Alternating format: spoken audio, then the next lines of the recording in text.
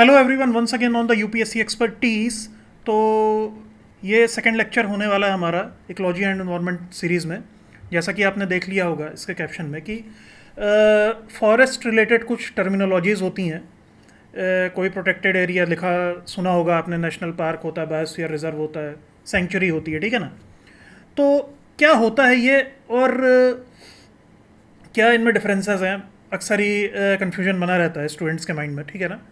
तो एक बार इसको क्लियर कर लेना बहुत ज़रूरी है। इसके बाद में हम आगे चलेंगे, ठीक है ना। बेसिक्स क्लियर हो जाएगा यहाँ पे, ठीक है। तो चलिए देख लेते हैं। सबसे पहले ट्री जो होता है ना, पेड़ की क्या डेफिनेशन है। तो लार्ज वुडी पेरिनियल प्लांट मतलब एक स्टेम होता है वुड का, उसमें लकड़ी का तना होता है। पेरिनियल मतलब साल भर वो जिंदा रहता है।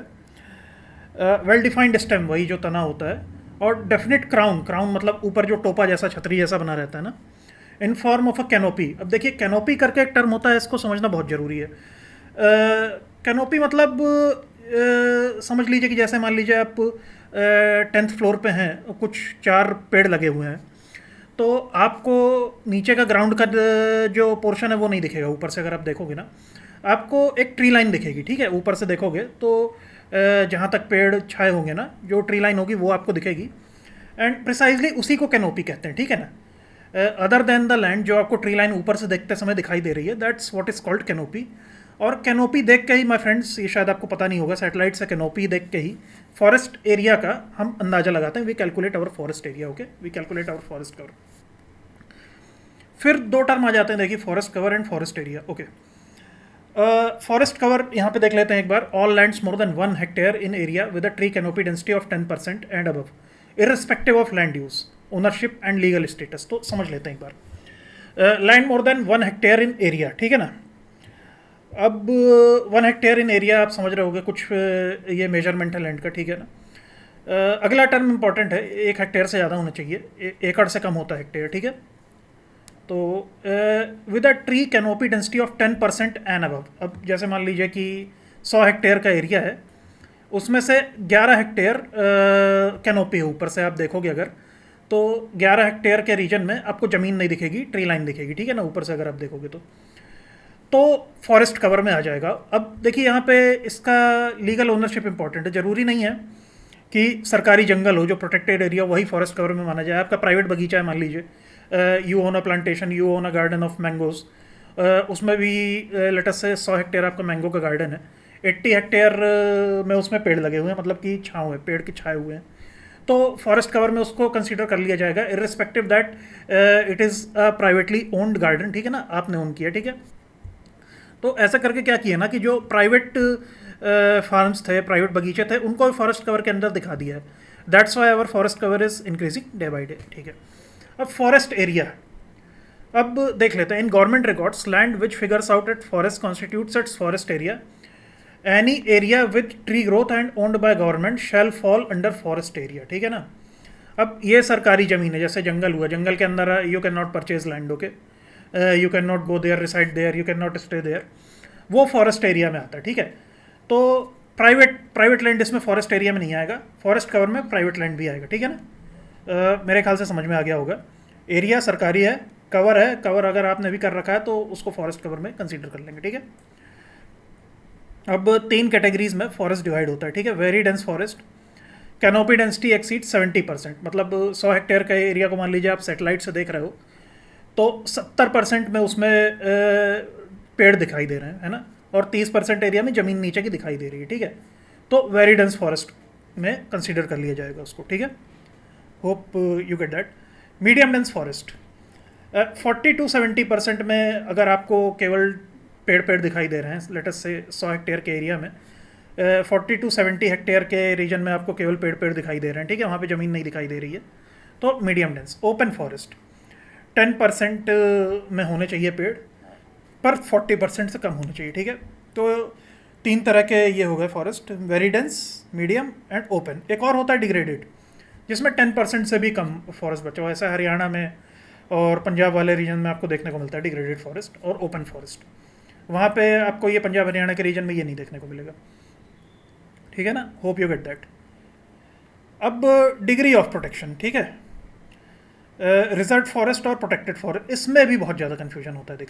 देखिएगा, अब यहाँ पे एक रेड कलर से मार्क लगा होगा, होप देख पा रहे होंगे आप, कि both reserve and protected forest are declared by the state government. तो जो स्टेट गवर्नमेंट होती है ना, ऐसा एक टर्म आ जाता है, protected forest are declared by the central government. UPSC में गिव अ टर्म, ठीक है, प्रीलिम्स में। तो नहीं, दोनों ही तरह के फॉरेस्ट को कौन डिक्लेयर करता है? स्टेट गवर्नमेंट डिक्लेयर करती है। Hope you get that, okay. अब रिजर्व फॉरेस्ट देख लेते हैं। बहुत ज़्यादा प्रोटेक्शन होता है, forest conservation act 1980 last lecture में बताया था मैंने। और कोई अगर स्टेट लॉ इसके स्पेसिफिक बन गया है, मान लीजिए तमिलनाडु ने कोई स्टेट लॉ बना दिया कि रिजर्व फॉरेस्ट के अंदर आपको जाना ही नहीं है, किसी भी इंसान को नहीं जाना, तो वो मानना पड़ेगा वहाँ पे, ठीक है। यहाँ पे हर सब चीज़ मना होता है, everything is prohibited unless permitted, ठीक है। क्या आप कर सकते हैं, ये लिखा रहता है वहाँ, मान लीजिए आप जा सकते हैं बट आप पेट्रोल व्हीकल से नहीं जा सकते, ठीक है, तो वो लिखा रहेगा। सब कुछ मना है यहाँ पे, केवल जो लिखा है वही अलाउड है, ठीक है। ये हो गया आपका reserve forest, very high degree of protection, ठीक है। एक है प्रोटेक्टेड फॉरेस्ट, अब नाम अलग है देखिए इसका, ठीक है। ये भी फॉरेस्ट कंजर्वेशन, अब ये भी देख सकता है कि ये किसके अंदर में डिक्लेयर्ड होते हैं ये फॉरेस्ट, तो फॉरेस्ट कंजर्वेशन एक्ट 1980 के अंडर में, ठीक है। Protected forest in India enjoys limited degree of, इसमें लिमिटेड डिग्री है प्रोटेक्शन, नाम प्रोटेक्टेड फॉरेस्ट है देखिए, बट प्रोटेक्शन बहुत लिमिटेड है, ठीक है। यहाँ पे जो नहीं करना है वो बस लिखा रहता है, और सब कर सकते हो। मान लीजिए आप जा सकते हो, रह सकते हो वहाँ पे, 1-2 दिन कैंप कर सकते हो, आग नहीं लगा सकते, ये you can not build a camp fire, तो वो चीज़ वहाँ पे मेंशन रहेगी कि you can not build a camp fire, ठीक है। मेरे ख्याल से समझ गए होंगे आप। फिर एक ये टर्म आता है ना सोशल फॉरेस्ट्री, इसका मीनिंग भी यही है और इसका मोटो मकसद भी यही है कि जो ट्रेडिशनल फॉरेस्ट हैं उन पे बोझ कम करना। जैसे कम्युनिटी प्लांटेशन, आपको अपने सेक्टर में, अपने कॉलोनी में, अपने गांव में, अपने खेतों में, अपने अनयूज लैंड में, the government request you, insist you, forces you to plant more and more trees, so that the pressure on traditional forest, जो आपके ट्रेडिशनल फॉरेस्ट है, नेशनल पार्क हैं, उनमें प्रेशर कम हो सके। Obviously how important are the trees, you must be studying that since class 5 और class 4, okay. तो यही होता है सोशल फॉरेस्ट्री। 5 Fs होते हैं, ये मेंस में आप कोट कर सकते हो एक्रोनिम, है ना। Our prime minister is fond of giving such term 5 Fs and this and that, ठीक है। Fibre, fertiliser, food, fuel, fodder, ठीक है। तो सोशल फॉरेस्ट्री से ये सारे आपके जो प्रॉब्लम्स होती हैं सॉल्व हो जाते हैं, ठीक है। वही चीज़ लिखी हुई है जो मैंने बताई, reduce the pressure on traditional forest, ठीक है। अब वाइल्ड लाइफ रिलेटेड कुछ और टर्म्स आते हैं, ठीक है, ये पता होना चाहिए आपको। अब इंडिया मेगा बायोडाइवर्सिटी कंट्री है, मतलब 2.4% वर्ल्ड एरिया इंडिया का, ठीक है, और 8% वर्ल्ड बायोडाइवर्सिटी रिसाइड करती है। देखिए ये जैसा स्टेटमेंट है ना, अब मान लीजिए एक क्वेश्चन आता है, the biodiversity in India is under threat, bring out the government initiatives to conserve the biodiversity in India. अब स्टूडेंट पूछते हैं कि इंट्रोडक्शन कैसे लिखेंगे, ये आप एक लाइन लिख दो इंट्रोडक्शन में, यहाँ फैक्ट भी आ रहा है और टू द पॉइंट भी है, छोटा सा भी है, और नंबर अच्छे आ जाएंगे, तो कहने का मतलब है कि आपका आंसर इंट्रोड्यूस हो गया, ठीक है। तो देख लेते हैं यहाँ पे, ये डेटा आपको याद नहीं रखना है, मतलब आप देख लीजिए कि एवीज मतलब चिड़िया होता है, बर्ड्स होता है, ठीक है। तो 12.6% देख लीजिए कितना ज़्यादा, मतलब मान लीजिए 100 स्पेसीज हैं चिड़िया की, एवीज की, बर्ड्स की वर्ल्ड में, तो out of 100 12.6 are found in India, ठीक है। तो देख लीजिए कितना, ये स्टार इसलिए लगा कि बहुत ज़्यादा कंसंट्रेशन इनकी मिलती। एम्फीबियंस मतलब मेढक वगैरह, toad and frog, all those, okay. Pisces means fish, okay. 11.4%, तो देख लीजिए कितनी कितनी रिच बायोडाइवर्सिटी इंडिया की। That's why it is highly important to conserve biodiversity in India, okay. Hope you get the point. तो देखिए अब क्योंकि प्रोटेक्शन करना है इन सब चीज़ों का, तो अब गवर्नमेंट ने कुछ स्पेसिफिक एरिया बनाए कि यार इतनी रिच बायोडाइवर्सिटी, इसको बचाना भी तो है, नहीं तो हमारे यहाँ तो पेड़ काट के बेच देंगे, जंगल में घर बना लेंगे, है ना। That kind of mindset prevails in our country. तो क्या होता है कि कुछ नेशनल पार्क बनाए, वाइल्ड लाइफ सेंचुरी बनाई, बायोस्फीयर रिजर्व्स बनाए, ठीक है। कुछ नेशनल पार्क हैं, इस पर एक डेडिकेटेड वीडियो बनाना होगा, बहुत important, okay. Wild life sanctuaries हैं, अगेन वेरी इंपॉर्टेंट, कुछ इंपॉर्टेंट वाइल्ड लाइफ सेंचुरीज होती हैं, उन पर वीडियो बनता है, ठीक है। Biosphere reserves again very very important, okay. 18 है, ये तो सारे के सारे याद होने चाहिए बायोस्फीयर रिजर्व, ठीक है। अब देखिए क्वेश्चन आता है, अब यहाँ से देखिए डाउट आता है कि ये तो ठीक है सर, बता दिया, हाँ नेशनल पार्क होता है, वाइल्ड लाइफ सेंचुरी होती है, बायोस्फीयर रिजर्व होता है, what's the difference among this three, ठीक है। इन तीन के बीच में अंतर क्या है? तो चलिए देख लेते हैं। जहाँ तक देखिए नेशनल पार्क की बात आती है ना, तो हैबिटेट स्पेसिफिक कंजर्वेशन, अब देखिए अब टर्मिनोलॉजी ये देखिए यहाँ पे काम आती है। अब हैबिटेट मैंने बताया था, हैबिटेट स्पेसिफिक कंजर्वेशन। अब हैबिटेट क्या होता है? हैबिटेट चूहे का भी वही होगा, हैबिटेट डियर का भी वही होगा, हैबिटेट रैबिट का भी वही होगा, हैबिटेट टाइगर का भी वही होगा, ठीक है। तो लेट अस से कान्हा नेशनल पार्क में अगर जो भी स्पीसीज़ हैं सारी प्रोटेक्ट होंगी। आपकी समझ में आ रहा है बात? ये नहीं कि केवल वहाँ पे टाइगर है तो केवल टाइगर ही प्रोटेक्ट किया जाएगा उस नेशनल पार्क में और बाकी स्पीसीज नहीं। The moment species is found in a particular national park it is protected in that area, ठीक है। ऐसा नहीं कि हिरण बहुत ज़्यादा हो गए तो आप गए कान्हा नेशनल पार्क में, है ना, बांधवगढ़ गए, आप 2 हिरण मार दिए आपने, नहीं, ऐसा नहीं होता। नेशनल पार्क के अंदर आप पूरा हैबिटेट वहाँ पे कंजर्व्ड है, वहाँ पे आप कुछ भी नहीं कर सकते हो जाके, है ना।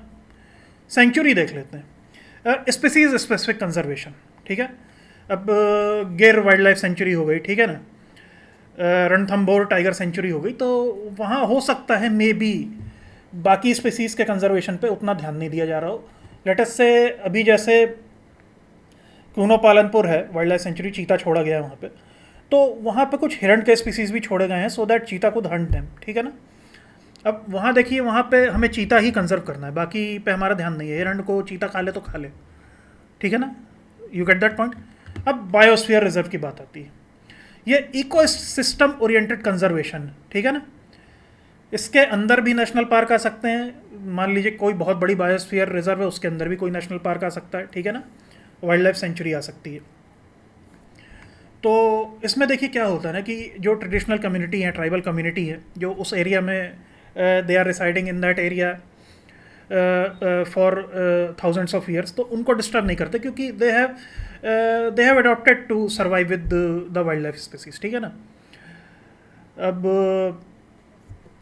कुछ मान लीजिए नीलगिरी की हिल्स में कुछ ट्राइब्स पाई जाती हैं, वहाँ पे भी बहुत रिच बायोडाइवर्सिटी है, तो पूरा का पूरा नीलगिरी बायोस्फीयर रिजर्व है।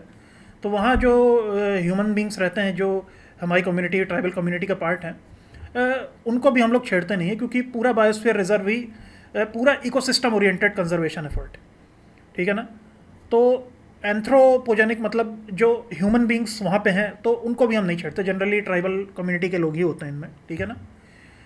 यहाँ पे कोई स्पीसीज स्पेसिफिक, है ना, और ह्यूमन इंटरफेरेंस अलाउड रहता है, ठीक है।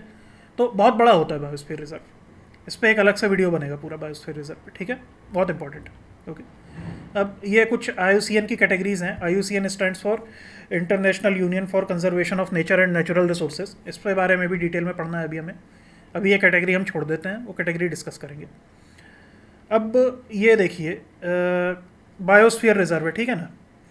इसमें क्या है कि एक बफर एरिया पाया जाता है। बफर एरिया मीनिंग कि जो सिटी से आप जा रहे हो तो बायोस्फीयर के पहले कुछ बफर एरिया पाया जाता है, वहाँ पे कुछ एक्टिविटी बैंड होती है, ठीक है। इसके भी बाहर एक ट्रांजिशन जोन है, एक कोर एरिया होता है, वहाँ पे सारी एक्टिविटी बैंड है ना। कोर एरिया आपका प्रोटेक्टेड फॉरेस्ट की तरह हो गया, वहाँ पे जो कर सकते हो केवल उसकी लिस्ट होती है, ठीक है। होप ये चीज़ समझ में आई होगी आपको। ट्रांजिशन हो रहा है, फिर बफर एरिया आता है बायोस्फीयर रिजर्व का, then comes the core area. ये नेशनल पार्क में कोई ट्रांजिशन जोन नहीं होता, ठीक है, ये इंपॉर्टेंट है। स्टेटमेंट आ सकता है कि transition zone is also there for a national park, national park के लिए नहीं होता, ठीक है। Core buffer transition strategy, core area में ह्यूमन एक्टिविटी वही जो मैं बता रहा था एलिमिनेट होती है। बफर जोन में रैशनलाइजेशन ऑफ ह्यूमन एक्टिविटी, मतलब कोई मान लीजिए कोई वाइल्ड लाइफ टूरिज्म है, सफारी है, जंगल सफारी है, तो वो अलाउ रहेगी बफर एरिया में, कोर एरिया में नहीं हो सकता। Only designated forest official, designated scientist, ठीक है, जूलॉजिकल सर्वे बॉटनिकल सर्वे के साइंटिस्ट होंगे, IFS के लोग होंगे, इंडियन फॉरेस्ट सर्विसेज के, वो लोग, उनको ही कोर एरिया में जाने की परमिशन होती है। Normal civilian they can not enter, okay. वही है ट्रांजिशन जोन हो गया, zone of cooperation where conservation, ठीक है। फ्रेंड्स ये कुछ और डिफरेंसेस हैं। नेशनल पार्क में बफर जोन होता है, वहाँ पे बायोटिक इंटरफेरेंस मतलब ह्यूमन बींग्स का कोई इंटरफेरेंस अलाउड होता है। सेंचुरी है, लिमिटेड बायोटिक इंटरफेरेंस, ठीक है। बायोटिक मतलब बायोटिक नहीं होना चाहिए, ह्यूमन इंटरफेरेंस होना चाहिए, कायदे से गलत लिखा हुआ है। बफर जोन में यहाँ पे भी बायोटिक इंटरफेरेंस, ये बायोस्फीयर रिजर्व सेंचुरी अलाउड रहता है, ठीक है।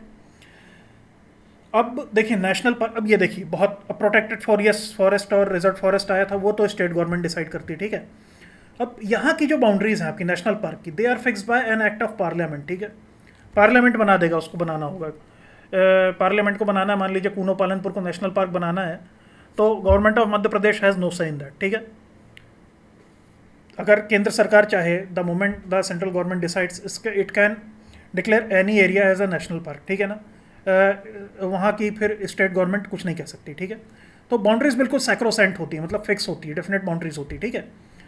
नेशनल पार्क की, नेशनल पार्क बहुत इंपॉर्टेंट है, ठीक है। सेंचुरी की कोई डेफिनेट ऐसा कोई सैक्रोसेंट बाउंड्री नहीं होती है, ठीक है ना। कोई मतलब यहाँ लाइन खींच दी, अब इसके आगे नेशनल पार्क सेंचुरी है, ऐसा नहीं होता।